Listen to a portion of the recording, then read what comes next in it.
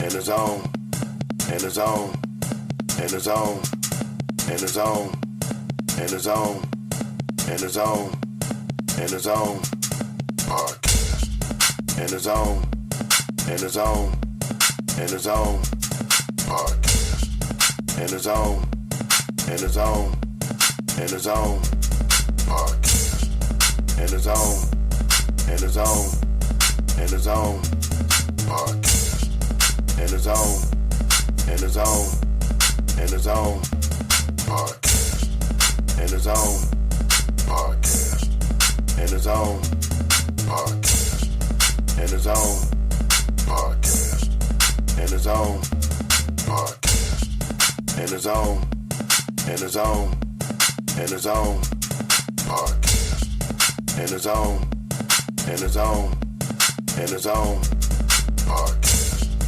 in the zone, in the zone, in the zone, podcast, in the zone, in the zone, in the zone, podcast, in the zone, podcast, in the zone, podcast, in the zone, podcast, in the zone, podcast, in the zone, podcast, in the zone, podcast, in the zone, podcast, in the zone, podcast, in the zone, podcast, in the zone, podcast, in the zone, podcast, in the zone, podcast, in the zone, podcast, in the zone, podcast, in the zone.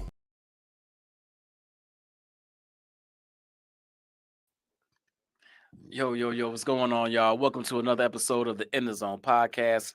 It is your boy, B. Foster. Brian Foster's in the building. Hey, I hope you all stay safe in that dirty rain we just got.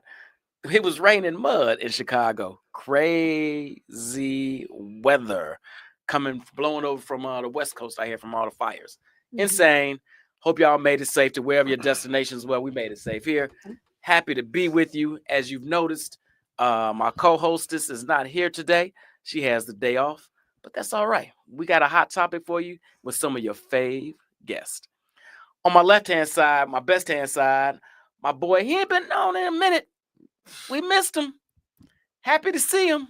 My guy, T. Ivy. What's good, people? And I'm glad you mentioned that because I was feeling a certain kind of way. And look, I done seen guests after guests after guests. I was like, what did I do? And just so y'all know, he just spoke about that dirty rain. Guess who was here first? This guy.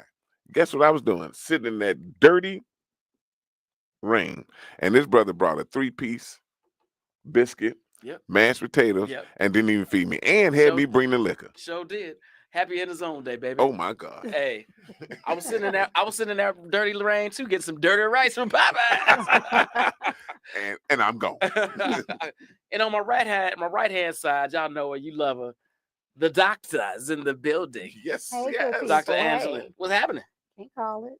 All good? You know, closest here, last one in. That Always. is definitely Always. right. I wasn't even gonna say nothing. It's okay because you were gonna say it later on. You So right. let's just do it now. Cut me off at the pass. Uh-huh. Yeah. No, she was less than 5 minutes. Oh, wait. I'm not even going.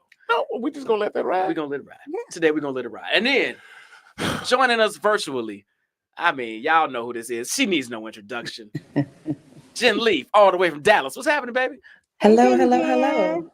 Hey guys. That's all you got? That's Yes, that's it. That's your All right, intro? cool. I'm being professional today because this All is a very serious topic.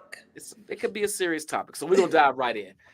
So, as the internet and the news and everybody's been talking about, there was a tragedy, a death while young man was joining a fraternity, or trying to join, I should say, and supposedly, and we've been having a lot of debates amongst the Black Greek-led organizations, folks that aren't in the organizations, just about hazing. Why it's still a thing, why folks won't let it go, is it really necessary? The whole thing. These tragedies do happen every now and again, and it sparks the debate right back up. So I wanted to bring some of my folks in that I know have some years in the game, well versed in the cultures, and see if we can figure this out, or at least get some suggestions, have a great conversation about it. So I'll start with this. Let everybody tell me, you rep your org or not, but at least how long you've been a member of a BGLO. Ivy? Man, 1995. I'm going on just about 30 years in the Mhm. game. Mhm. And I'm going to tell you this, it's only one, and he gets a little shaky about it. Oh, yeah. And that's going to be that. But All 30 years in, man, hey, doing my thing. I'm talking about undergrad and doing several weeks of it. I have a very unique perspective on it, one that you may expect, may not expect, but hey, looking forward to tapping into it. All right, that's what's up. Mhm. Dr. Anderson, Yes, sir. how long in the game for you? Oh, it'll be 30 in September. Yes. 95 as well. 95, fall 95. Okay. Yeah, no, Spring so- 95, let's get it. All right, all right, all right. So, it's interesting because I have a different perspective. I went through the process while in school. I was on campus, but I was in grad school, Mm. right? So it was kind of like I had my feet, one on each side in each of the world. So, but it was a beautiful blue experience, Mm, and mm, wouldn't change it. Okay, mm. that's what's up. That's what's up. Jen, how long in the game for you? I think you the senior. Yeah, I'm the senior. That's typically how it is, unless I'm rolling with my girl, Spring 90, who I'm always with in Damn. Chicago. But yes, 34 years in the illustrious Crimson and Cream. I do want, Brian, you make sure you say all the legalities. I'm not representing that sorority Mhm, here tonight. These are all the opinions of Jennifer Lee.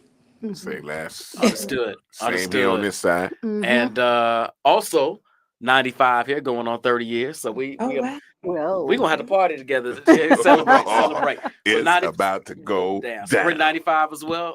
Coming up on 30 years in not even a couple of months, month and a half. Mhm. Representing the black and gold. But I do want to say that the opinions and views expressed here today do not necessarily represent the views and expressions of our member organizations. All of our member organizations denounce and do not condone hazing in Hazing. any Form or fashion. shape, form, or fashion. Putting that out there, all ready to start. But Mhm. as we've all said, we are all over 30 years in the game. And that might not have always been the case. So, so we're going to have a conversation. What do you mean? So we're going to have a conversation about it. So let me ask you all this. We're going to dive into the hazing piece a little bit, but I want to set it up in this way because I think this is where a lot of it stems from. Did you ever believe that people that were hazed, went through a process, letters meant more than folks who had not? Jen, I'm gonna bring you in first on this one. I'm probably going to say something surprising too, like Tehran, and I'm going to say absolutely not. I think that what I jokingly say to people, especially if they pledge grad chapter, those are the work of the organization is done on a graduate level and undergrad. I mean, if we were really being honest, we had a couple of parties, we sold some donuts, we had a lot of fun, and so what I have seen is that in terms of commitment levels, the way that you pledged has nothing to do with it. And I would love to see it changed in terms of what's happening today. But I don't think that the harder you pledge, the better the member you are, because I've known people that pledged, marched above ground, wore the same outfit, slept in the same. They are very committed to their line, but they're not. Some of them are not committed to the organization. And I've seen that whether you pledge 6 months, 6 weeks, 6 days. Mhm. Did you always believe this? No, I didn't always believe this. I think that came with maturity and being involved on a graduate level. Fair. What's up, April? What's up, Daniel? By the way, speaking out some shouting out Dio. Yeah. All right, I think that's fair. Tehran? I'm going to say this, and I'm going to start it off with what you just said, did I always believe that? Absolutely not. But the reason I didn't absolutely believe it because that's how I was brought up in it, Mhm. right? It was through that initial piece, and again, I will tell you that we're definitely a non-hazing fraternity, and what that means, though, whether it's physical and or mental, we've gotten in this thing and we've put ourselves in a position to say, hey, how do you go about building brotherhood? And if we take it far back, to our ancestral beliefs or what we experienced, those traumatic experiences that we had, adversities brought us together. Mhm. And I think that sometimes you find yourselves being placed in a situation where that adversity is that bond is when something crazy happened. Like, oh man, Trauma bonding. that's it, right? Mm-hmm. Is that the best way? I don't think so. But Jen said it. It's through maturity. It's through your experiences that help us to develop who we are now. But when going through it, if I can be frank, hell yeah, let's go. Mhm. Right? It was like, hey man, that was wild. Like this is what we did.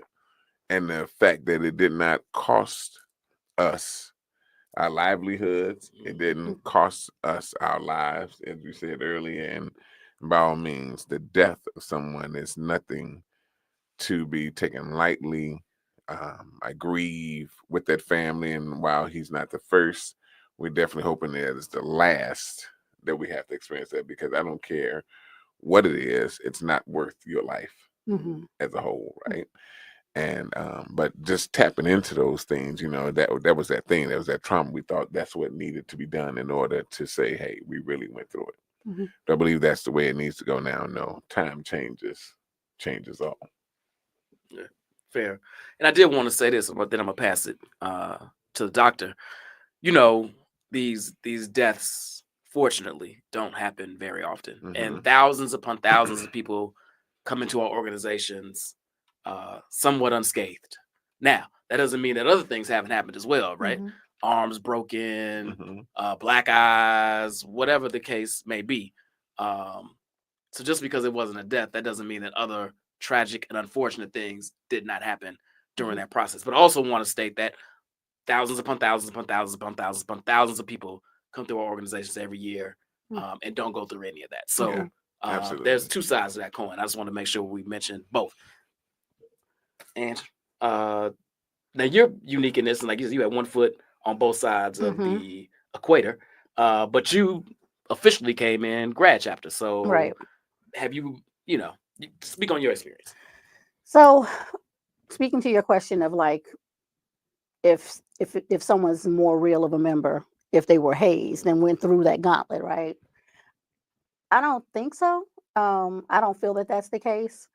I think that because I've seen some folks that have gone through the process and they're trash. Like they're real trash when it comes out to being on the other side of it, right? When you are done, cross the burning sands or whatever you want to call it, they're trash. They're not doing the stuff that they need to do to be engaged in the community. Mm-hmm. I got to see folks who were going through the process from beginning to end. Some of them we fed, some of them we hid, some of we did all of those. Like I experienced it through like their lenses, right? And then I experienced my experience at the grad level, um, and there were things that I experienced and did and felt and was like, oh, this is cool, and maybe this ain't. So I don't think that it's a matter of if you are made hard, if you're underground, if you go through membership intake, which is what we're all calling it now, right? I don't think that that matters for me. It's what you do prior to it, right? And what you continue to do once you're in. Because I tell people all the time, oh, that was nothing. The hard work, Hard work starts now. it starts Yeah. now. You're going to be Once mad you're at in. folks. You're going to not talk to people. You're going to be like, you know what? I ain't giving you none of my money. Or I'm going to give you my money, but don't call me because I'm not going to engage in it, right? And so I think that that's the mentality that we got to start really trying to figure out. Why do people feel like they have to go through that physical turmoil at that level to be considered real? That's the next question. Yeah, right. So, but then I'm going to say something that's probably going to be problematic. Well, come on then. Shocker. Hush now. But I find it, knowing like the stuff that I had to learn from my history and the organization and all of that, I don't see how that's possible in a weekend. So I'm gonna leave that right there So what and part move of on. that you thought was going to be problematic? I don't know if she thought we thought it was gonna be No, problematic. I didn't think that you all were gonna think it was problematic. My Yeah. bad. But Yeah. So I agree with all of you all. I will. When I was younger, when I first came in, I was fortunate in this way. I was a little older when I came in, and because of that, some of my friends that had already graduated and were going grad chapter cross same semester, or they weren't in school, but same time frame I did, which framed my thoughts about it a little bit different, because I knew they wanted to be down. I knew they wanted to do it in undergrad, but their chapter didn't exist on the campus for whatever reason. It was suspended, blah, blah, blah. They didn't have that opportunity. I knew they wanted it just as bad as I did. They just weren't fortunate enough to have that opportunity. So, I'll never forget, quick story. We were at what was the slushy place that was right on the river? Anyway, we were at this bar, and me and my guy, we had just crossed, both of us, and this other bro that had just crossed maybe the semester before us. We worked with him at the board of education, and he was like, "What up, B? Here I cross. What up, B? Dap me, my boy, da." And he got to my other boy and was like, "Yeah, what up?" Didn't dap him, completely played him, and I was like, "What's up with that? He crossed. He just crossed too." He's like, "That grad chapter shit though." And it made me feel away. So it always, in my head, it always made me look at it differently. And that, yeah, he might not have done exactly what I did, but he loves my fraternity just as much, if not more than I do. So, I always kind of thought it was, but I get why. I can't not say that I don't get why when we were younger, folks kind of felt that way. yeah. Now I had the opportunity to do undergrad, and I said no Why? because I wanted to graduate. You couldn't do both? Absolutely not. What do you mean you couldn't do both? Absolutely not. It's my last semester. The It was difficulty too. you do It was my last was semester. about the hazer. Hazing her right now. You hazing her right now. So it was my last semester, and I said respectfully, you know what, y'all, I want this, but I need to graduate. And I knew with the stuff that I would need to do and commit to in that space, and what I needed to do to get across that stage.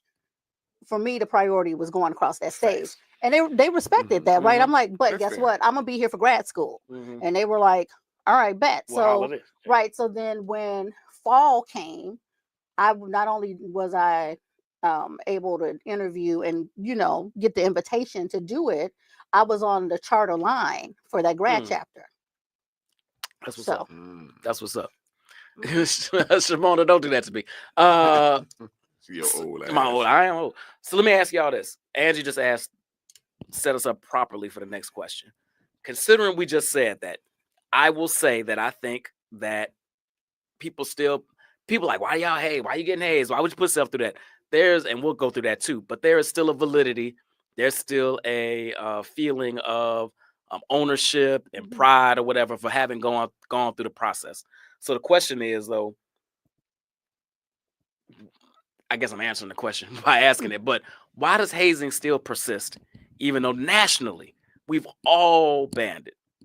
We've all said it's no good. We've all said we're going to do our intake processes. And again, and I guess I'm answering my question by asking it, I think there's still such a deep pride in folks. Another quick story. One of my boys I won't say my boys, but somebody I know just crossed. Graduate chapter, 50 years old. Was interested in doing it back in the day in undergrad, and it just didn't work out. I text him. I say, "Hey, congrats, blah, blah, blah. Welcome to the family, all the love." He's like, "Man, appreciate you, bro, blah, blah." He's like, "But hey, listen, I would still like for a couple of y'all to get together and maybe we do a little situation, Sir. a little process." Oh. That's right. Oh. So he already has his letters. He's 50 years old, and he still feels an emptiness in him that he didn't go through the process.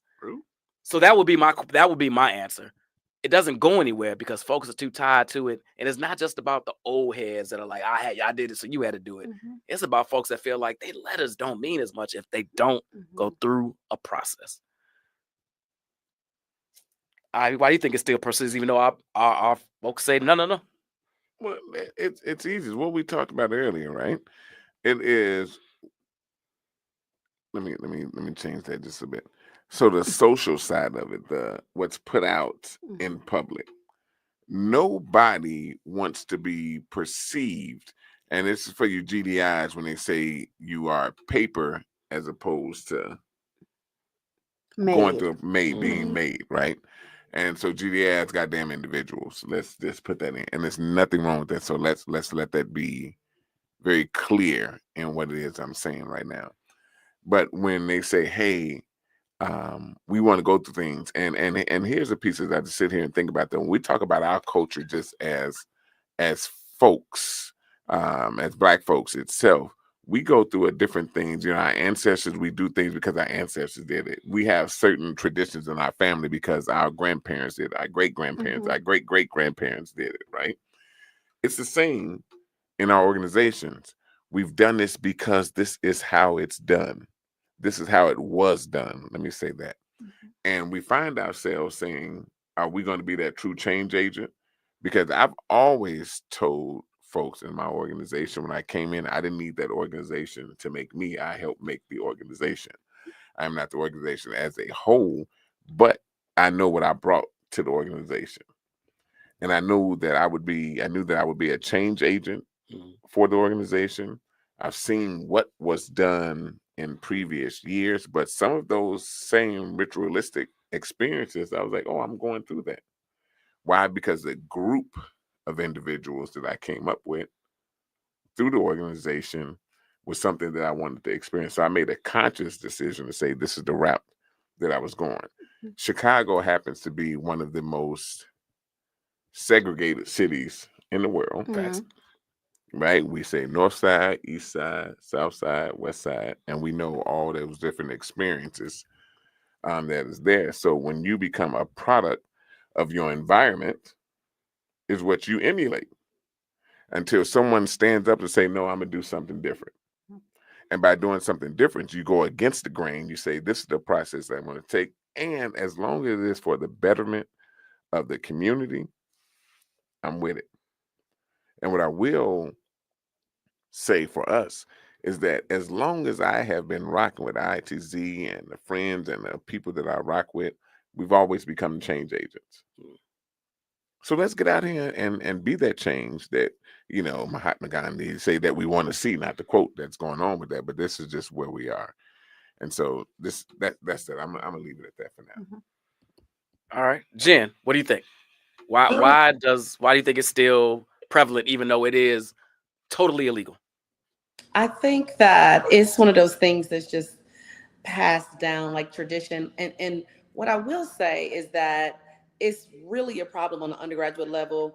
I would like to think, as a member of several different graduate chapters, I have not seen that on the graduate level, but on the undergraduate level, it is something there. And I don't think, regardless of how much training, how many pieces of paper, how many promises, like when you literally have to promise that you will not get hazed and then haze, it's never going to go away because of the feelings of inadequacy if you are not made properly. And that's unfortunate, but I just don't see anything changing that would make someone on the undergraduate level say, let's not do this to this line. Let's be nice to them. Let's just teach them history. It's just not going to happen. And Oh Lord. So I think the connection that's there is like Ivy said, like people have heard like all of these things of we banded together. Yeah, we went through this, but man.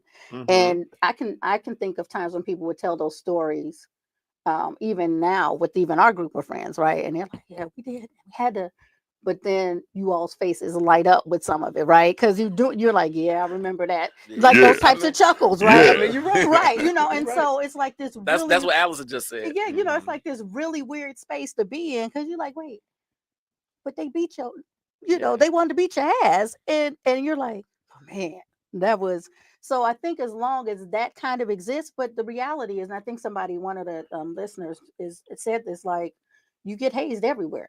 You get Mhm. hazed in the NFL when At they have work. at work in the NFL when they're like rookies buying the lunch. Mhm. At lunch, at work, when you have, okay, well, we're going to see how far we can get this person to do these different things. So it exists everywhere. Hell, to get in the union half Yeah. the Oh time. my Yeah, God! And right. the union is the biggest Right. fraternity on the planet, Right, Right. exactly. Yeah. And so next to Masons.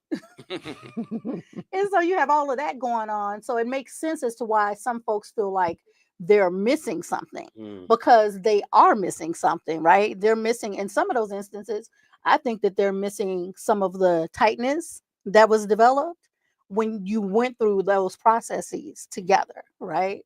And even some of the stuff that we still do when you're not supposed to do it, line names, Mhm. line numbers. All of our orgs are like, yeah, you're not supposed to be doing that because that's a slippery slope, Mm. because that's part of hazing. So we want to get rid of all of it. And it's like, well, hold on. You got rid of these other pieces. We get why. But like this too, like I can't have a line number. I can't have a name. Right. And so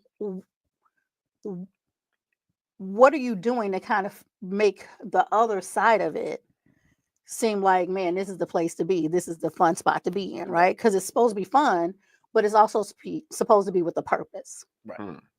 That's right. Party with a purpose. Yeah, it's true. Like, I think you all spoke volumes there right now. It's glorified by older heads, Mhm. which then makes younger heads want to do it. Even if older heads aren't poo-pooing it, aren't, like, hey, you didn't, it's all right, little guy. You didn't do what I did. Even if we off that, Mm-hmm. just to sit around and have, somebody 10 years of your big brother sitting around talking about these things and the other. It sounds crazy, but it's true. But let me that makes me jump into another conversation. Angie keeps setting me up for these questions. I love you for it. Can pay me. You're welcome. No, I got afterwards. you. You're welcome. Do we think hazing? You good? Yeah. I'm All good. right. I was trying to pull up to send out some more. Good. Do you think hazing creates true bonds among members, or is it a form of manipulation? Angie? Both and. Both and. Both and, right? So but is it really manipulation though, right? So I think that it's not, it's it reminds me of like what cattle ranchers do with cattle prods, right? I guess it could be manipulation. It is, I'm doing a cause and effect, right? Because I want this to be a memory that is ingrained. Don't go past there, that fence is gonna get you, right? And so they'll get to that point. Or even people with dogs that have the electric dog collar, right? Don't do that. You do it, this is what's gonna happen. So yeah, I think it's tricky. But one thing that I know that we may bring it up later on is we're talking about how BGLOs are constantly in the thick of hazing and all of this stuff. One of the things that we have to do, we have to take a damn risk management class. It is absolutely required. If you are a financial member, you got to take that class, or it's gonna be a problem. You're not gonna be financial, right? And one of the things that we've learned is that we're always talking about how we're hazing, we're getting caught. Hazing is going to be the death of our organizations if we don't, because we can't afford the insurance and people are going to stop insuring us. And the other side of that is people talk about how BGLOs are always hazing, and they don't talk about the PWIs, the predominantly white organizations. They're still hazing. The difference between their hazing and ours is that ours is physical, and their issues are with alcohol. And nobody's talking about that, right? And so when we have these conversations and we see the folks up in the comments talking about, because we think we're elitist and we all condone, we're who was the person that said something about us being proud hazers or whatever? I was like, well, that's rather presumptuous. But that was Jamal. yeah, I was like, oh, okay, whatever. I'm like, all right, whatever, bro. So keeping that in mind, don't just make it look like Black folks are doing it and that we are just this group of folks that are out of control. Now, with that being said, we still need to get this under control and stop it, because this is expensive. Mhm. and this insurance is killing us, Mhm. and these lawsuits are killing us. Mhm. You know, Yeah. it's killing us. Can I tap just for a second? And so what I do want to put out and just clear up a couple of things, you know, the Masonic side of things and unions. First of all, I've seen things go through union wise. Personally, I've experienced it. Mhm. So there's a couple of folks that mentioned that. But on the Masonic side, there's some things. But really, what I want to get into is what Doc is saying right now, and that is on that side of what you experience, right? The true measure of a man and or a woman when you are entering these organizations about what your give back is. Mhm. And while we have these bonds, and Doc has been speaking about the insurance side of it, you know, can we continue? Will we be able to afford it? Will we be able to continue the organization? Will it be the death of us? I think these type of conversations itself turns around because the true measure of a man or a woman is what you're doing between that year of your birth and your death, that dash, Mhm. right? And what have you done to make this a better place? And that's really what these organizations are about. If you want to hit the divine nine, and I've shared this in many of times, the only people that's going to save us is us. Mhm. And so why does that happen? Why does it go? And that doesn't care whether you A-Phi or Omega, right? You got the beginning and the end of the, oh, I guess IOTAs came afterward. I digress. I'm back. I'm Don't sorry. don't be I org said I'm shaming. back. Do This is not be not what org we do today. shaming. I'm What are you not. But doing? wait, is that what- but to the point. Shut up, Ivy. But to the Jesus point. Christ. To the point. Do you think it builds bonds? Do you think So it builds legitimate bonds? that's where I was going, right? And so here it is.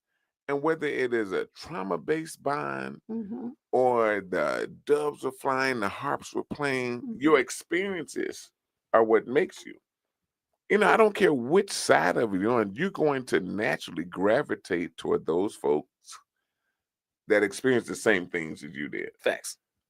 And what you do with that experience is up to you. Mhm. Mhm. Whether you're a GDI, whether you're part of the Divine Nine, or whatever. Mhm. And I'll take it even a step further. While we have the Divine Nine, that's us. You know, it's a historically black fraternities and sororities that's out there. We do have those counterparts, whether it's Latin, whether it's Caucasian, Mhm. etc. That go through some of the same thing. We're not the only one that has Mhm. experienced some type of hazing, Mhm. ritualistic behaviors or experiences that's been out there. So we don't want to negate those folks and just know it's something that's unique about it that draws people into whatever organization that you go to, whether you're white, black, Latin, etc. Sure. Mhm. Yeah. That's Sure. all. Yeah, and I want to provide some clarity about my comments about the insurance.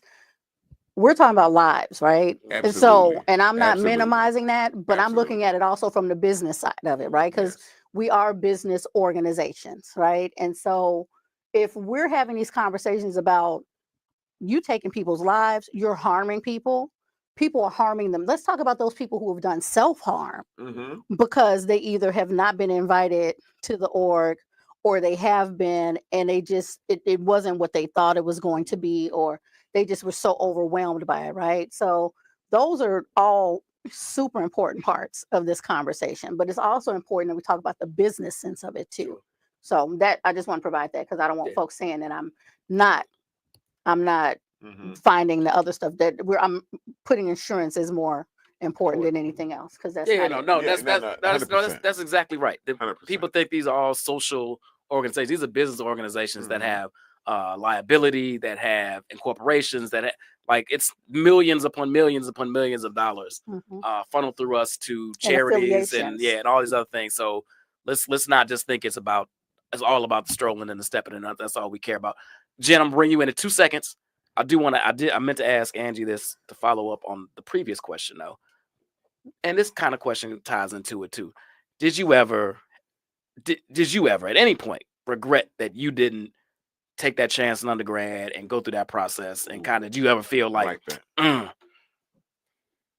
No, no? no, but no, because until I told you, you hadn't even thought about it. Like when we first had our initial I conversations. mean, I knew it, but I you wasn't. knew, yeah, it wasn't at front of mind, Yeah. right? He wasn't gonna haze you. No, I want to think about it. So, Mm, so I was able to experience something. Now there are pieces that I didn't experience and that I will never experience, right? So, and I'm okay with that, right? Most of it I'm okay with. The other parts I'm like, oh, that would have been cool to kind of. But I've not missed a step. I've not had folks that have. There's some folks that have been shady, but they were just shady because that's the nature of who they because are. they're shady. They're just shady. But I've never been made to feel less than. That's what's up. Yeah. That's what's up. Yeah, I would love to be able to pull Jen to some of Now that. we're about to get Jen back in right now. Jen, see, this is what happens when you ain't in studio. You got to wait your turn. But also when Teron goes into his long soliloquies, I think people. I know we go. I got to start cutting him shorter. Hey, He but been it's sipping. though. He been sipping. So Jen, true bonds formed or just a simple form of manipulation? Both. I think so what's interesting about my stories, I don't know if you guys remember, there was a moratorium across all of D9 organizations from let's say the summer of 90 to the spring of 91. There aren't any lines associated with those years across all of D9. Take it. We go dead. Keep going, Jen. Okay, so I was the second line to cross at Fisk University post moratorium. So that means I didn't get to wear the outfits, walk across the yard, blah, blah, blah. Of course, having seen the 89 and the spring 90 lines of all the D9 organizations do all of that, I definitely felt like I was missing out on something. But what I came to learn later was that those lines, though they did all these things together, they're very close with each other, but that doesn't mean that they are better members. So I think if you look at the ideals of the organization, you can get past the bullshit of I'm not hazed or I wasn't made right.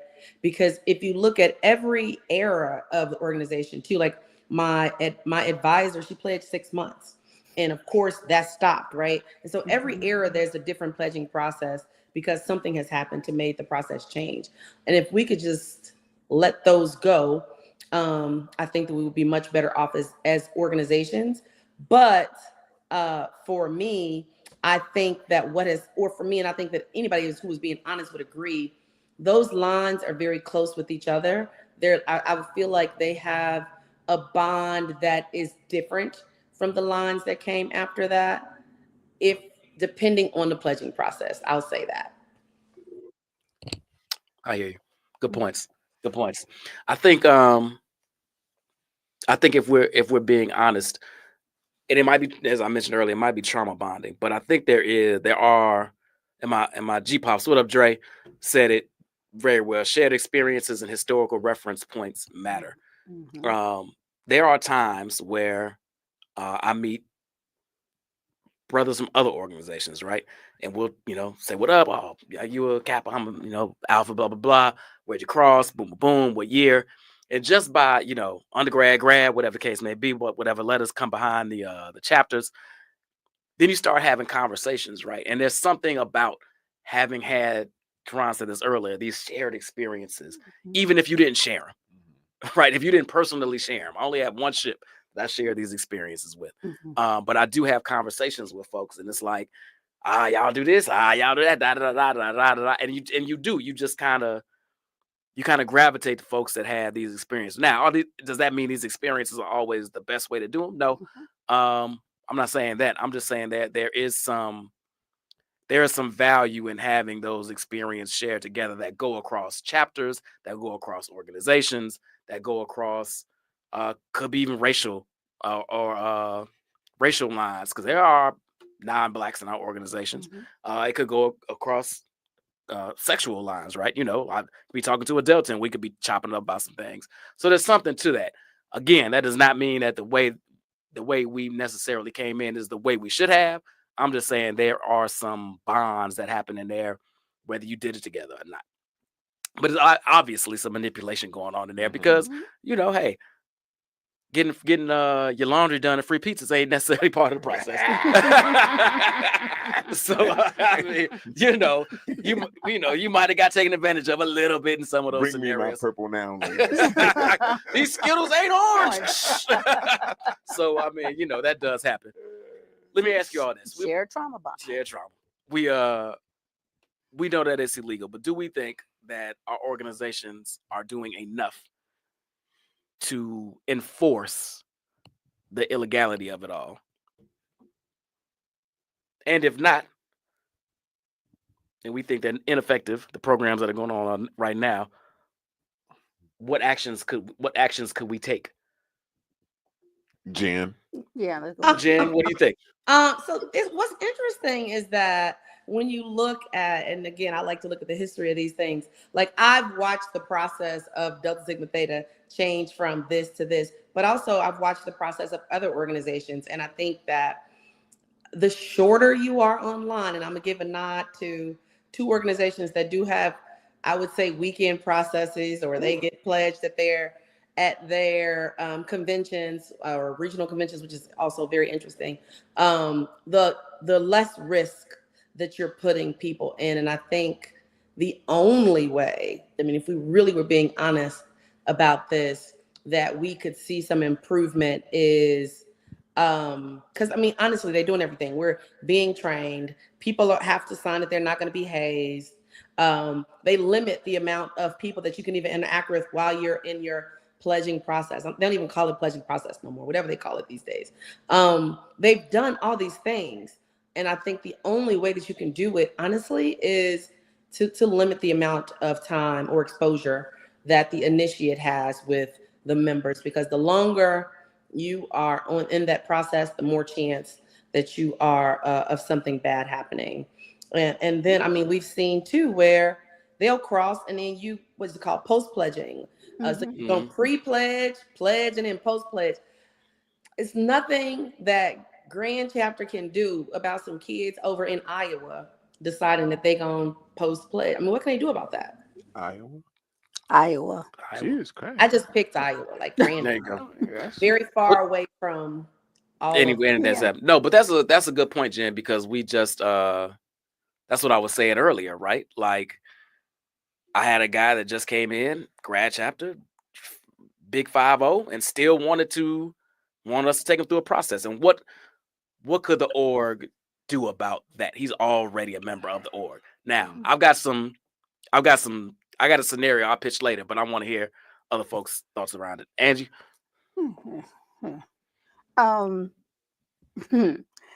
Somebody was saying that, undergrads can't be controlled 24/7. Undergrads are the problem. I know some grad folks that are out of control. So, and I served as the advisor for the undergrad chapter that my grad chapter sponsored.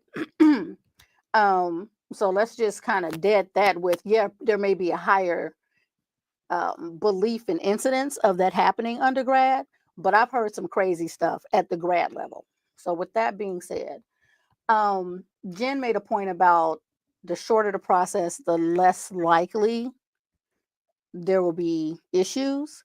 And I feel like the reality is if everybody shifted to a shorter process, we would still have hazing going on. They just squeeze it into They would just figure out how to squeeze it into those 48 hours or into that week. Yeah, I really believe that because people adapt. People want what they want, or they want what they think they want, right?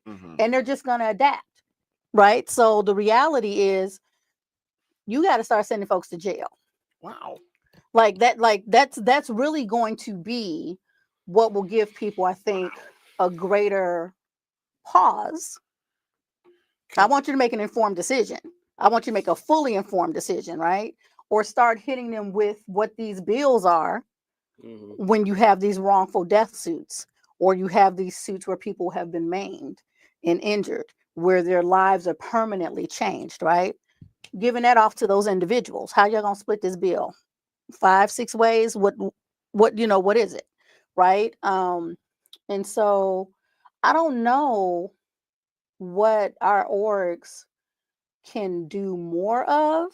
I mean, you have folks that are having like a zero tolerance, right? Yeah. And it's like, you may not have put your hands on them, but you were in that room. Mhm. So now your membership is gone. Mhm. You're expelled or you're suspended, having the public humiliation of having the suspension list, right? So I think the orgs are doing these different things, but I think that we see true change when you start hitting people Mhm. in their livelihoods, Mhm. in their pockets, and in their freedom. And I know that's messed up to say, but I don't know what other things, you know. So Ivy? I want to jump in. So a couple of things. And wow, Doc, you've made some valid points, right? But people adapt to their situations. Mhm, And I would say this, and I'm gonna jump right back into it, where they're incarcerated in prison, there are certain rules mhm, and expectations, and this is how you act, whether it's male or female mhm, prisons. They adapt. mhm. Hell, R. Kelly just put out a piece with Chris Brown. He did a Sure. right remix. Yeah. Sure. the whole remix, right? Yeah. His brother said he had 30 albums or 30 songs that's out, He ain't right? got nothing else to do. Nothing else to do, right? But he has adapted to it.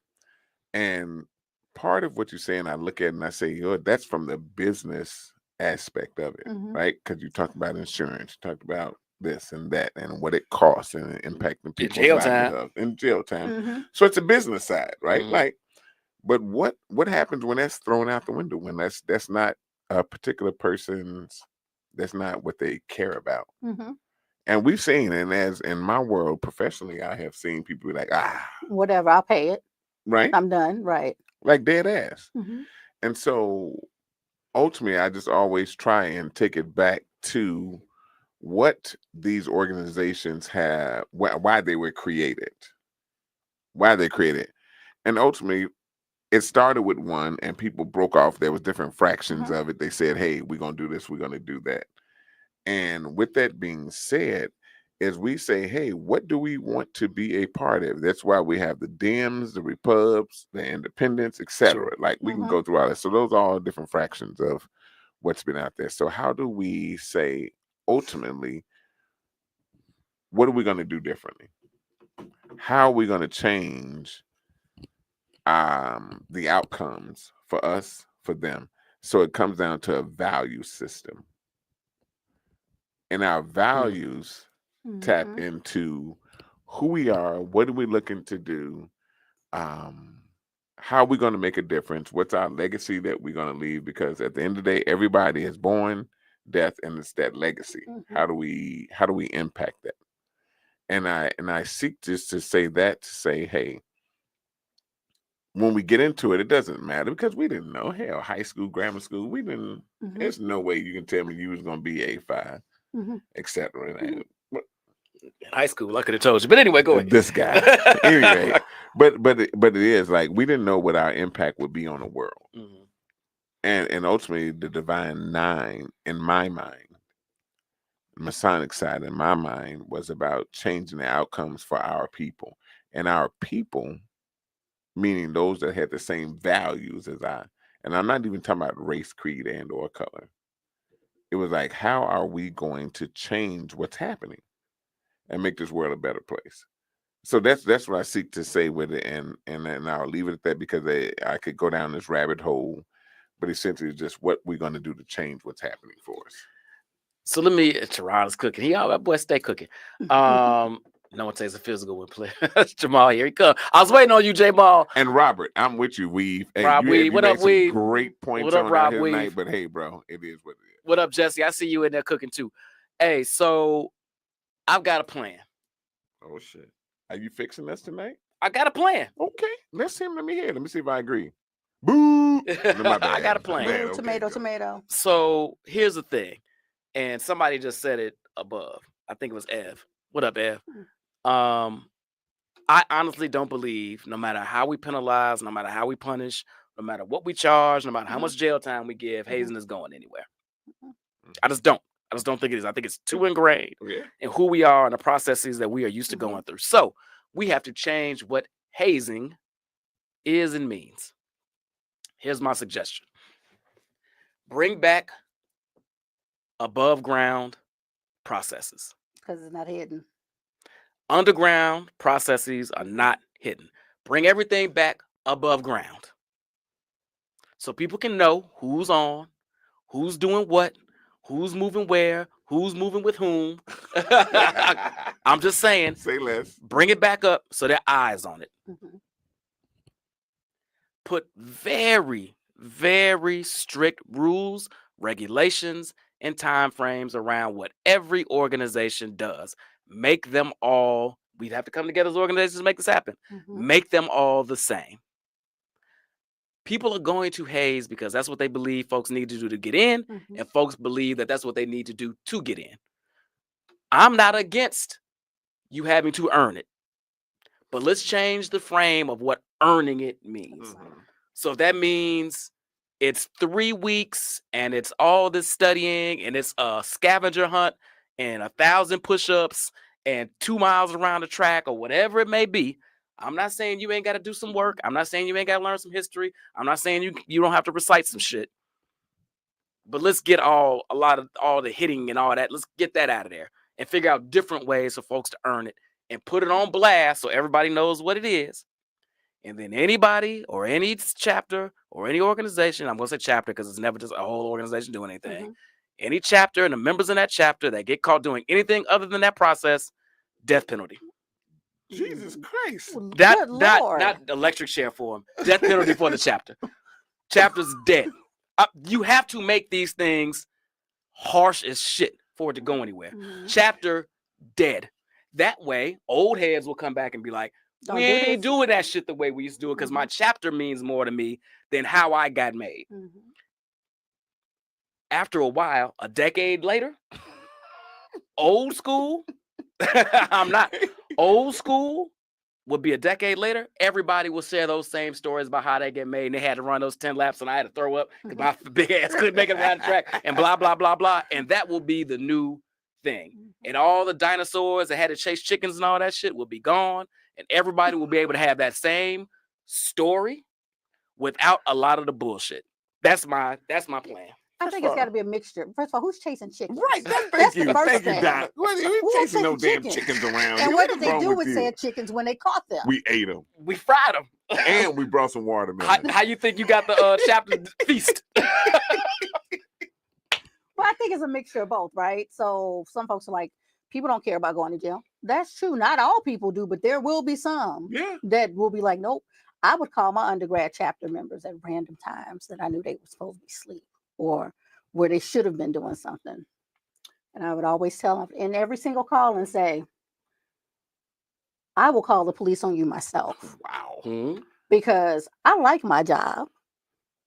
I like my freedom. And I don't do jail underwear. What is jail underwear? Underwear that you get at jail because you don't have your own. They got this You communal got jail underwear. draws. You got jail draws. You don't get underwear unless you go out and pick it. So it's whomever you buy it, whether it's It Victoria's don't Secret. matter. You know what? I I'm don't sorry. do it. You're right, Doc. My apologies. I don't do I it. said I'm sorry. So, and I would end the call, and they, I'm like, say it with me, and they would say, I'm She like, because throwing up I'm not. 85. I will call the police on you. I have no problem calling the police on you. But Ange, it's got to be. And Jen, I want you to chime in on my theory. Please do. It's got to be. It can't just be individual. It's got to be where the collective. chapter goes down. And I tell you what, nobody loves their undergrad chapter like undergrad motherfuckers that went. If my undergrad chapter, my grad chapter, my undergrad chapter was threatened. Everybody got a motherfucker go. It's not. I'm not going to let it happen. And that's how you get the old heads to get the young heads to abide by the shit. But that's how you get the underwear to cover your ass. That way you got to whatever you got to do. Jen, what you got? Jen, what you thinking? I think it's unrealistic. Though it's a fantastic idea, it's unrealistic because then how can I tease you about your process if it's all the same? Like one of the things that I can say is, oh, you pledged over the weekend. Like you left Friday, you came back Monday wearing your colors. Like, I don't think that the ability or the desire, everybody knows that a certain purple and gold fraternity hazes. Whoa. That is Whoa. what they live by. That was awkward. That's what they're proud of. I mean, we're just being honest, right? On a graduate level, on undergraduate level, they are never going to give up the right to say that, and we'll tell you, we don't have honorary members all of our members are blah, blah, blah. That's the Kappas who say that. Jen, they will once their chapters start getting snatched. They absolutely will. And They why do we single it out to will. purple and They will gold? find a way. They will find a way. They will find a way to sneak in the middle of the night and beat everybody. Line them up. I'm not saying it. Listen, hold on, Jen. I'm not pointing this any fraternity or sorority out. Thank you. I'm not saying that. I'm not saying. What I'm saying though is you're right.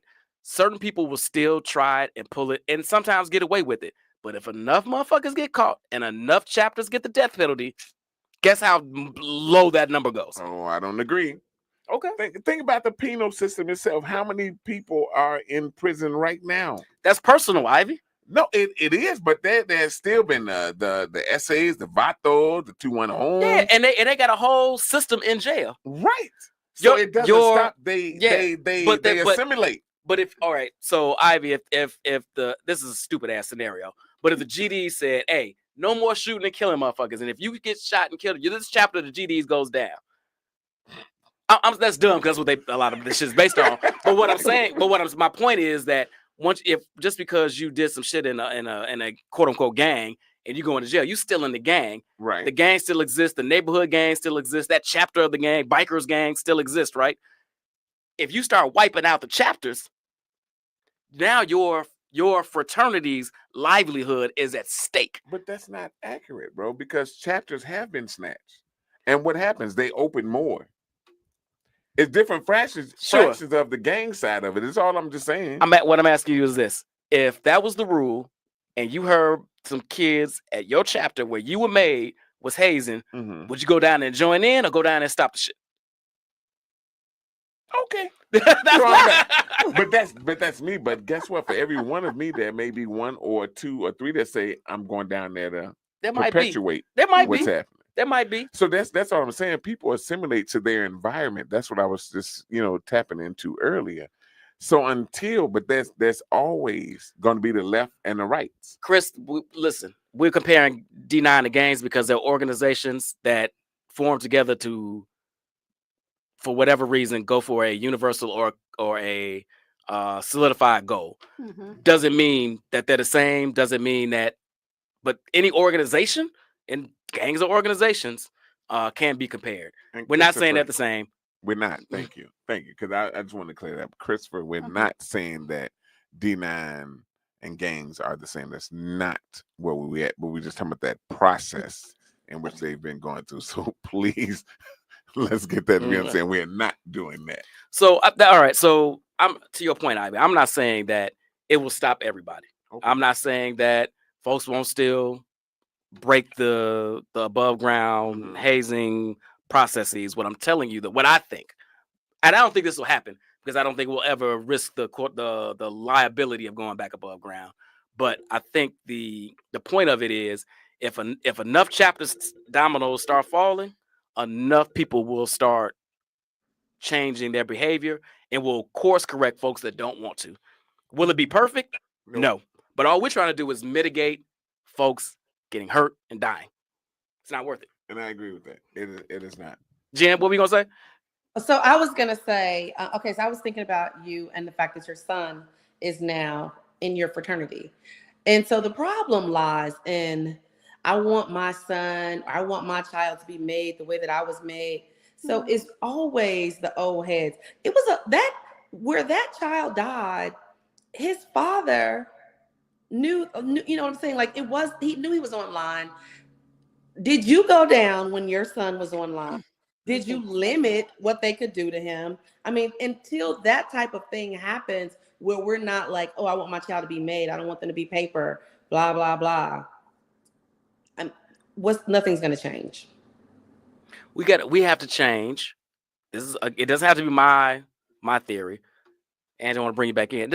We have to change what being paper and made means. We have to change what those definitions are. And we have to start somewhere so that the old heads eventually die and the way they got made is archaic and no longer a thing. And shit kids read about 20 years from now, 30 years from now and say, that's crazy as hell. Why did they ever do it that way? And we got to figure out a way to start it. And again, I'm not saying that there shouldn't be a process in order for you to earn it in some way, shape, or form outside of learning some history and the Greek alphabet. I'm just saying the way we're saying it's getting earned right now, it just can't continue. Thank you.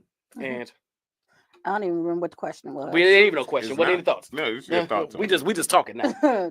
I, it's just a really messed up thing, right? Because at the end of the day, the legacy of these organizations and the work that's being done, the work that has been done, the future work that can come from the stuff that's being done, all that's being messed up, all that's being tainted, all that's being jeopardized. And so how do you balance that with what people wanting what they want, right? Because you still need members to come in to do the work. And if you have folks that are saying, well, if this ain't what the process is going to be, or feeling like they have to go to an org because they think that the process is going to be this particular way. And that's why the process can't be different. Right. And this right. And this other org is an option for them, right? And they're like, nah, because I'm not going. Like, if everyone has that mentality and continues to have that, where are we going to end up? You know what I mean? And then just bringing it back full circle to the reason we're having these conversations. These kids are dying.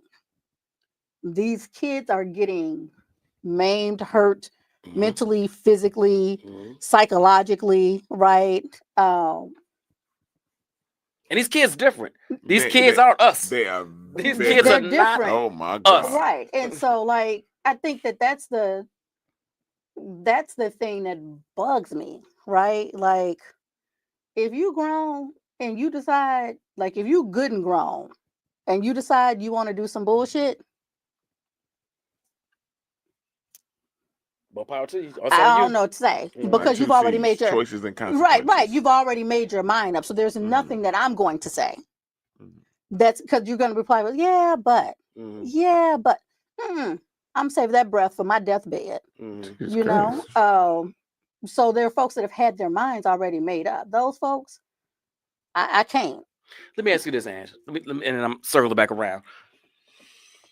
How can we've already said that there is a bond, and there's, and I do want to say this too to folks that haven't gone through a process or are part of an organization. Thank you. It's not just about, I'm gonna beat your ass for the sake of beating your ass. There are rationales, reasons, concepts, theories behind all of it, right? Now, do some people take it too far?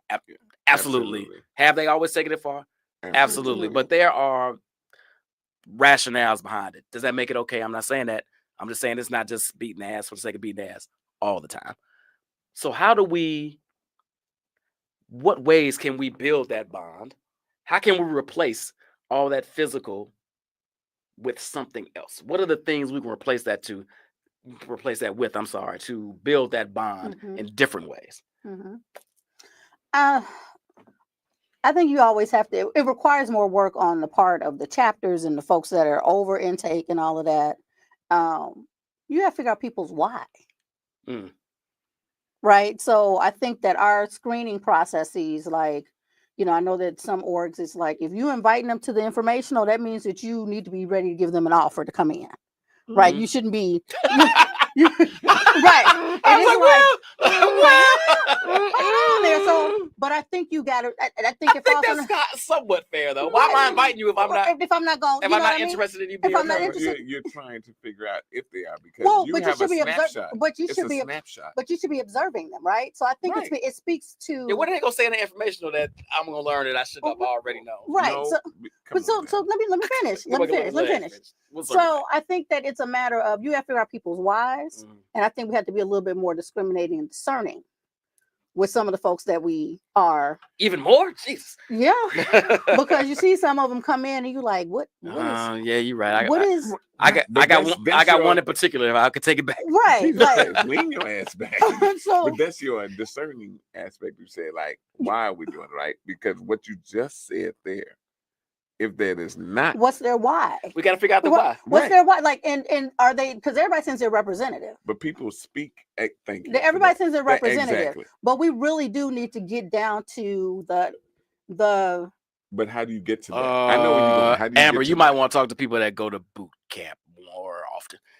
Yeah, but how you get to that? Hold on, Doc. Don't focus on me for 2 seconds, because what you had an incredible point there.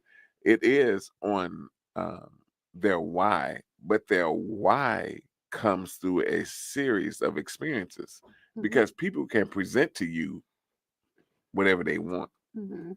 right? Like I can go and say, hey, this is who I am, and that may not be who I am totally, but through a series of events or experiences that you've had with that person, you find out who he or she is Mhm. to then make that final Yeah, decision. I see what I you're mean, saying. Yeah, and but that's why we have observation periods, yeah, right? I And get so what you're I saying. think, but we still need to be in those observation periods, right? We really need to. It needs to be more than, okay, are they coming to these events? How are they acting when they're at these events? Right. Did Like, he they're- bring me a case of beer? yeah, right, you know, And some chicken. right, some shit. And by the way, Brian didn't share his chicken with me. I sure earlier. did. So Motherfucker. So I think that like the way that we have these processes set up, I think some of that foundational stuff is cool, but it's on the surface, right? We got to do a little bit more with that. Because think about it, I think each one of us that's here, Jen as well, can sit down and think of somebody that came in and you'd be like, I knew that motherfucker shouldn't have. I knew, like it was just something about them, and it wasn't there are some people that are petty, like I didn't want them to come in because I didn't like the color shoes that they had on that particular day. It matched their outfit. Leave them alone, right? But then there are other folks where it's like, y'all had that feeling that that person was going to be an issue. You couldn't put your finger on it, right? But you're like, yeah, well, we can work with them. We can figure it out, right? And then you soon learned that you soon learned that, yeah, we should have figured out that they didn't need to be here, right? And then some of them self-select. They come in and then they disappear. Facts. Right. And then sometimes that's good, right? Sometimes you don't need to be here. Yeah. Jen, what ways can let's take out the physical? What can we replace that with to build bonds while we're going through the process? I think my idea is better than yours. Let me say that. Oh, well, let me hear the idea. Yes. So the organizations are founded. My idea is awesome, by the way. To do public service, whatever.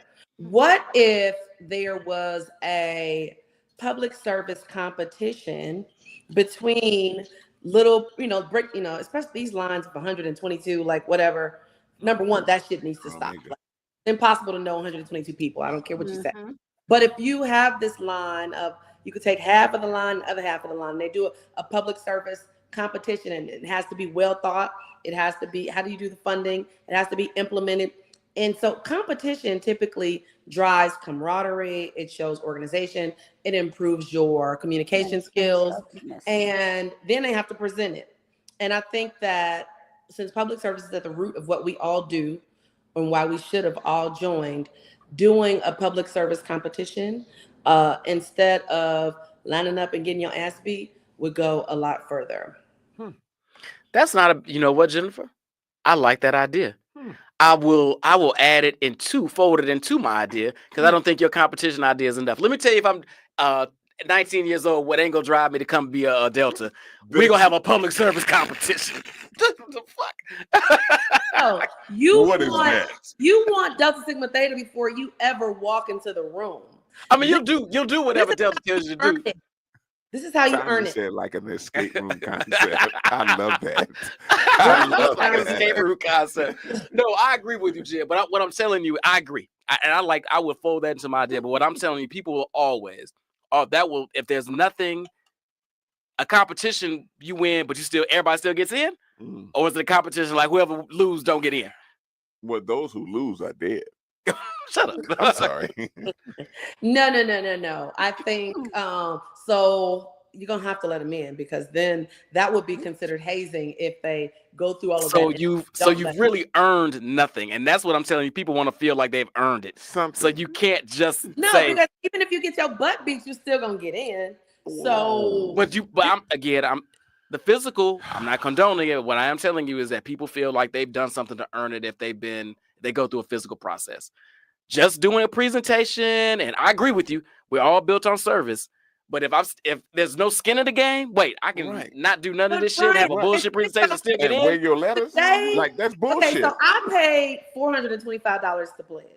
Damn. Today, that shit is like, that's how long ago I pledged. Today, that shit that's is like $8,000 in her day. $600 for undergrad, $2,000 for, if going through the process of doing all that public service, submitting an application, going through an interview, paying all that money. If all of that doesn't make you appreciate the membership, then nothing will. No ass beatings, I no. love Jen. Jen, you being Thank unrealistic you. right What now. the hell are we talking about, Jen? You being unrealistic right now. I mean, I think, listen, you asked for solutions. I'm providing not. I'm just. solutions. I didn't say I would agree with your shit. I just asked for. That's better than you gonna take my chapter because of some dumbass 19-year-old. We cannot let 19-year-olds decide if the chapter is in existence or not. They're stupid. Jen, you already are. What are you Right. talking about? That's We're what you- doing that's it what every you- day. We're I'm doing it every already- day. But I'm not getting caught. You're like, follow this process, or you're gonna get kicked off the yard. No. And look at you shrugging. She's like, no, save my chapter. Right. Save my chapter. Let me tell you something. And I'm not gonna call it the year, but those alpha beta deltas got into a fight and the chapter was taken for 3 years. They still hear about this shit in 2025. This is my point, Jen. Y'all That's got the Jen. chapter taken. That's my point. That's my point. They still hear about a suspension to this day. Mhm. Imagine being the one that got your chapter snatched forever. No, it can't be forever. Like, that's too painful. That's too That's much. the Like, point. It's got to no. be painful. Help me, help you. She's in denial. Yeah, She's I like, know. no. She's no. like, nope, because I know they're gonna fuck up, and I want my chapter to get snatched. Mhm. What can but Jen, I love the service project idea competition. What can we replace all the physicalness with that still builds bonds? Don't you say nothing crazy. I'm sorry. Who am I talking to? Right. Beat ass, beat ass, beat ass. And no. Okay. Listen, I've listened, heard what we said tonight, and I really want to again applaud ITZ on bringing shit that matters, right? Like, this is just this is a small chunk of who we are as our people. And these are the type of discussions that we need to have. I don't care what it is that we go through, whether it's mental, whether it's physical. It is some form of hazing, whether you did it with your organization, with your family, with your job. You didn't sell enough of this to get your bonus. You didn't have enough evaluations on teachers to get them here. Whatever it is, that is a form of the hazing process, right? Because we are set to meet a particular goal, and all of us are built differently. That's a good point. All of us are built differently. So what would the goals be then? What would the goal be if it's not I gotta traverse this physical gambit? What goals can we put in front of people that makes them feel like they still kind of earned it though? That goal is based upon that particular person that is supervising you, the dean of the line, dean of pledges, etc., fraternity, sorority. It's that person. It's really always going to be acquiesced by their particular experiences. And so who came before them and who then said, I'm going to be that change agent that's going to change things. So where you go with that, we'll say, hey, this is what we're going to do. But it goes back to what I said earlier. It's what our values are. 1, 2, 3, 4. It's their values. Our audience that is here today, what are our values? I've seen stuff in here talk about World War I, World War II. We've talked about the Divine Nine. We've talked about work. We've done all of these things, but it's a value system ultimately that determines where we're going to go with this. Hazing doesn't just exist in the Divine Nine. Hazing exists to the very fiber of our being. It's why we have the different fashions of whatever. Rob punked me earlier and said about gangs, etc., but I'm not going to go that route. But it is about where we are and what we want to do. So it is a matter of, and this is something we have not brought up, acceptance. We didn't talk about acceptance as a whole for where we are. What system do we want to be a part of? Whether it's human, animalistic, or whether it's insects, all of us have a system that we seek to be a part of, and how do we go about ascertaining our spot in that is what truly makes a difference. Let me add 2 seconds, Ange. Ivy, you went through a process. Absolutely. 22 weeks, 1 day, 17 hours, 16 minutes, and 16 seconds. This answers my question. Do you ever regret the process that you went through? Wow. Do I regret it? Do you ever regret it? Not do you Absolutely. consistently regret it? Do you regret it in the moment? I have. Okay. Would I do it again? In Omega Psi Phi Fraternity Incorporated, we do not. You know what I'm saying? No. But is it some things that I wish I didn't go through? Absolutely. Is it some things that I wish I didn't do to others? Mm-hmm. Absolutely. Mm-hmm. Absolutely. And I won't say it on this show or where we go tonight, but there's some things I've done to others that I was like, wow, you're an asshole. Absolutely. Well, that probably wasn't even hazing. Jennifer, have you ever regretted anything you've done while going through a process or while others were going through it under your watch? I had a girl jump off the bridge onto the expressway and said that I made her do it. I would never, because I'm a scientist and I understand what can happen when you jump off the bridge onto the expressway. Thankfully, she lived. Not you. Jesus Christ. Thank you, Allie. Thankfully, she lived. Thankfully, I wasn't a part of it. So I would say, aside from, I was in the room talking to that girl, and I think I was the one person she just chose to pick out of people. But I would say overall, no. Like I'm the nice one. Like I don't do that. Okay. Nice I'm not even touching that. Thank How you. about your process yourself? I would say if I had to change my process at all, Paper. Would you do it the same? Would you do it again? Do you regret anything about going through it? I regret not being with those people who were able to march above ground and do all the other kind of stuff. Like I really wish I could have done that. That's the only part of my process I regret. Would I do it again? As a 19-year-old, 20-year-old, yes. As a 53-year-old? No, I'm not talking about right now. Oh, yeah. Absolutely, I would do it again. Like it was the best thing I've ever done. One of the best things I've ever done. Rue? Joining the sorority or going through the process? Joining the sorority, not the process. But you don't ever regret going through the process. process. She said joining the sorority, not necessarily the process. But you don't regret. No, I don't. I don't regret. The only part I regret is, like I said, it not being like my predecessors. Okay. I'm sorry, Angie. I cut you off earlier. I don't regret my process, like dead ass. I want that to I be have understood. menopause brain, so I really do need to say what I need to say before I forget it. Did you forget it already? Almost. Okay, here we go. We back. Stop talking to her. Okay, so one of the things that I don't think we even touched on, we touched on it a little bit, but we didn't go in detail. When I said you got to figure out people's why. Mm-hmm. Yes, I want to hear more about that. Yeah, so I think that one of the things that we really should push as an organization is, as we're bringing in these new members, really probing into their why. Because they're going to give us the can, like you said, they're going to send us the representative, right? Mm-hmm. But deep down inside, why? What is bringing you here, right? This? Like, why are you doing this, right? And I think that part of it will definitely be for the acceptance piece, right? But I don't think we really dig enough to really find out people's why. And I think doing that really does, when you start breaking down and peeling back those layers, which a lot of our processes do, right? Some of the things that we had to do in the experience, we start peeling those layers back. When you figure out what their true why is, I think that helps to shape the experience so that they get what they're looking for. Because I know folks, undergrad and grad, who went through the process. Some of them pledged when it was legal, right? And they still. Are we saying undergrad and grad? Isn't it I'm just saying college and grad? I'm just making. But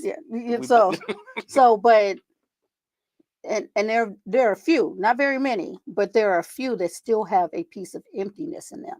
And I'm like, you went through all that, and you still not satisfied. Still not satisfied? There's something wrong. You know, like why? Why did you do that? So I think figuring out people's whys. Yeah. Like, and genuinely being interested in that, right? Genuinely being interested in it. B, I just got to ask a quick one for this. So, you made a Mm. statement about it being at 19 years old and having Jake, that. if you Is don't it mind, their why? throw Chris's last comment up. I think that's a great question. Why they doing that? When you say 19 years old, do you really know what your why is at that time? You know your why. The question I think you should be asking is your why then, is it the same why now? Right. Wait, that's But you where I'm have a going with it. why. You have a why. At I that work time. yeah. So it's based on your experiences, And right? at that time, right? Okay. And so I work with college students. Pray my strength. I'm But middle school, so I hear you. yeah, so it really is when I'm having conversations with them, they're giving me those canned answers. And then sometimes my silence is so uncomfortable for them Mhm. that the only thing they know how to do is it's quiet. So I got to keep talking. Mhm. And they keep talking. And as they're keeping the talk going on, their why ain't the why. Mhm. Eventually, It comes out, right? And so I think that helps too. And to your point, Ivy, I don't think that at 19 your why is your set why for Ever. life. Right. But I That's think all you, was but I getting think at. you, when you decided you wanted to be an Omega, you Mhm. had a why. You had a why. wanted to Everybody do had a it. why. Oh, absolutely. I think that's what she Yeah, said. everybody has a Absolutely. why. You had a why. And- Do it. Was it fucking chicks? Maybe. Was it strolling around a party? Possibly. Was it you thought? I'm not talking about you specifically. Oh, Jesus Christ! But did you I think? mean, what Did you is think happening? the purple and gold looked good on you? Probably. Yeah. Was it the community service? Was it the brother? Thank Was you. it all That's these really things? what it was. Absolutely, and maybe all of these things. Mhm. But Right. you had a reason or reasons why I you did want wanted to fuck too. Also, I'm sorry. Shocker. No, you. What? I can't believe it. But this is a good, and then I want to circle this up real quick and then end on this one because Chris raises a good point. What do you all think our beloved founders would say? Some aspects, quote unquote, of our org speak nothing to their vision, and hazing is probably one of those things that speaks nothing to the vision of why they formed the organizations they formed. So, I mean, obviously, I think, and I'll jump in just to start that. Would they be pleased? No, absolutely not. Absolutely not. But I'll also say that as time goes on, it's something that was formed in 1911. It's now 2025. Mm-hmm. The goals and the visions of that org at the time, hopefully we've achieved a lot of it. Have we achieved all of it? Probably not. Mm-hmm. So those visions and those goals have to shift and adjust and change based on the progress or lack thereof that we've made. But as it refers to this conversation, are they pleased with where we at on the hazing front, or where we were in the 60s when it was 70s, when it was the pub grind is still wild? Probably not. To that, I want to say thank everybody for joining us. Jen, I wish you were here. Oh, me too, So man. we could go downstairs and have a cocktail and keep this conversation going. Me too. But I appreciate you joining us long distance. Good point, Andre. All of our founders have addressed hazing while they were still alive. I really enjoyed this convo. I'm glad we could sit down and have an honest conversation about it, that folks can, for the most part in the chat, disagree, agree, but be respectful about it and listen to the points of view of the folks here, and we could hear yours. But any final thoughts from the panel, Jen? Any last thing you want to put out there before we wrap it up? I just keep thinking about Angela talking about the why, and I just think that what we really need to. So I love my sorority, like love, and I think that that's the biggest thing that's missing from a lot of these members. They may have the why of, oh, I want to do public service, like that's everybody's canned answer. But if you look into the history of the organization and think about what these people accomplished in the early 1900s as college students and what that took, I think that you will find that you'll think differently about your actions going forward and try to preserve the work that they put in to make these things last over 100 years.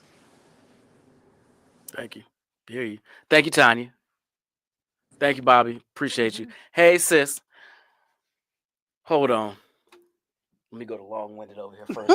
And I'm gonna literally wrap it up very quickly. Thank you. Listen, at the end of the day, we talked about the service side of things, And I promise you, my legacy and our legacy is about changing or impacting us. I say it all the time, be false the only people that's going to save us is us. Mhm. And I'm gonna wrap it up real quick.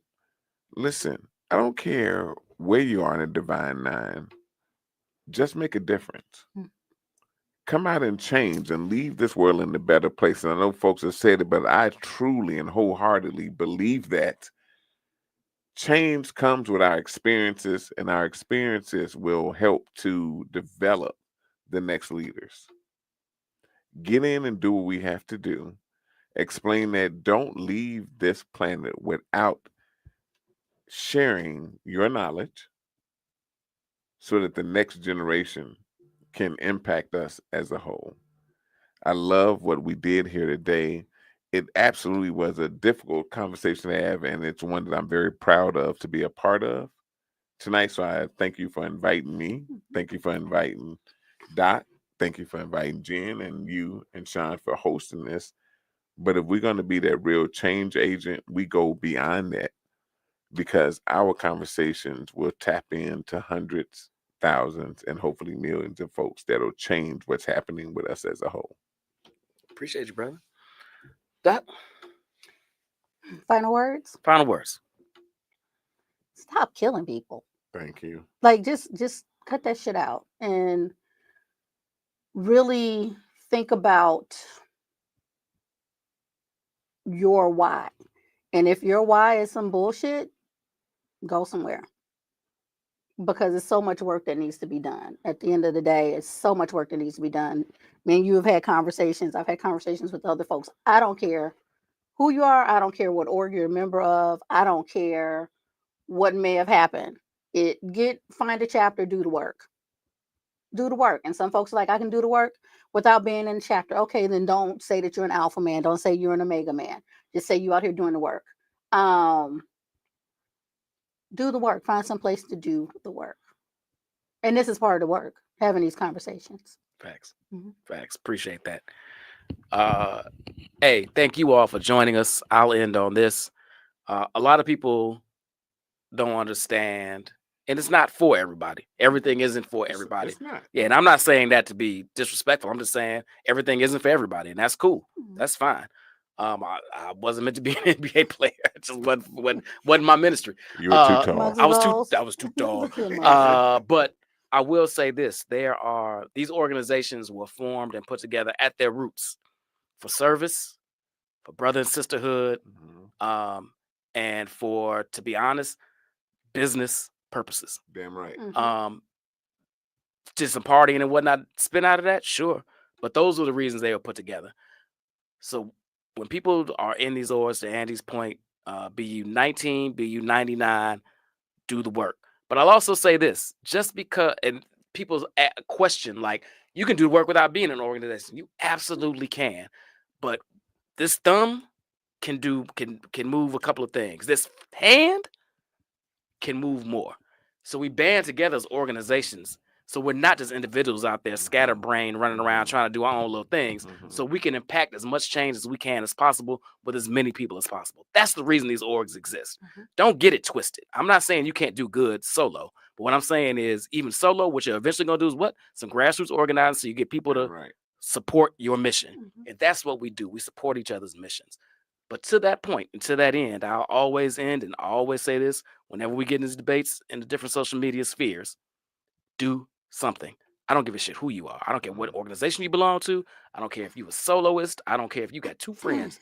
Do something. Don't just be out here complaining about what other folks should do or how they're doing it when you ain't doing shit. I hate it.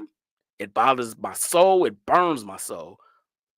Do something positive for our people. Move us in a positive progression in any way you think you can help. I don't judge those ways in any way, and I might not even always agree with them, but I'll appreciate you at least trying. All right, y'all. And the hazing, come on, y'all. Cut it. Stop it. Let's come on. We got to figure it out. We got to have conversations amongst all of our organizations and amongst ourselves as organizations to figure out how we can curtail it, because there's different and better ways to do it. And we're smart enough we got enough brain power amongst us to figure out what that is. Mhm. All right, y'all. Another episode. Appreciate you for tuning in. We had to pivot this week real fast because Sean got sick and we couldn't do what we were going to do. Sean's baby got sick. Sean, baby, I don't like to say her name out, Sally. I'm going to say it anyway. Get better, baby girl. Thank you, Jen, Teron, Angie, for jumping in last minute. We really just decided to have this conversation today. So you all didn't have a lot of time to prep. I appreciate your input. I appreciate you all jumping on, being flexible. Thank you all. This is why you some of the ITZ favorites. Until next Wednesday, y'all be safe out there. In the Zone podcast. In the Zone podcast. In the Zone podcast. In the Zone podcast. In the Zone podcast. In the Zone podcast. In the Zone.